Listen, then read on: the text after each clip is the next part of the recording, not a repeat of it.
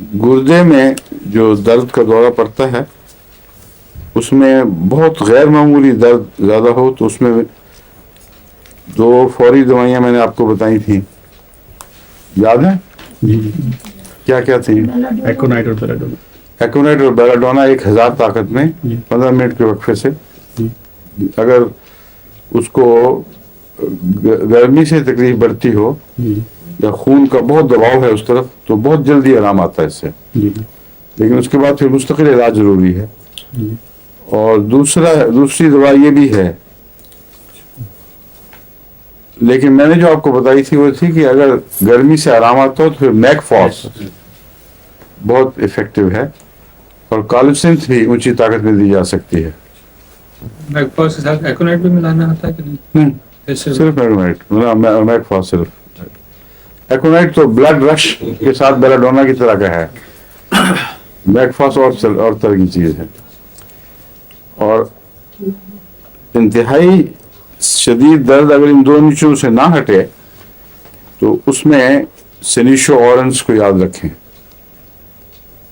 Mag Phos भी high potency में देनी होगी? मैं तो अमूमन 6x में गर्म पानी में घोल के तो बार बार सिप करने के लिए देता हूँ, वही काफी हो जाती है। हो सकता है ऊंची ताकत में भी मुफीद हो, लेकिन मुझे इल्म नहीं है।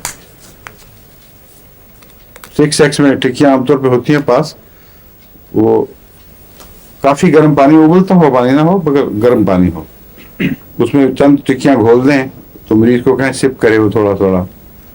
और पेट का दर्द का दौरा हो या किसी और जगह अगर गर्मी से फायदा होता हो उसको, तो उसमें ये बहुत इफेक्टिव है, बहुत अच्छा काम करती है। ठीक है? आमतौर पर ये मथली का और उल्टियों का दौरा होता है इसके पित्ते की दर्द के साथ और अपेंडिसाइटिस के साथ, और गुर्दे की तकलीफ अक्सर इसके बगैर होती है। लेकिन सेनिशो ऑर्गन्स का निशान ये है, अगर ख़ास पहचान इसकी करनी हो, इसमें साथ मतली भी हो जाती है।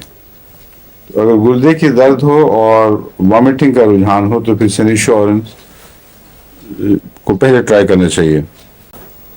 हेमरेजिस का बता चुका हूँ, उसमें ये मुकाबला करती है हेमामेलिस और फास्फोरस और ब्राउनिया बाज़ सूरतों में। तो हेमरेजिस की दवाओं में एक ये भी और फिर मिलीफोलियम भी बहुत अच्छी और फौरी असर दिखाने वाली दवाएं हैं।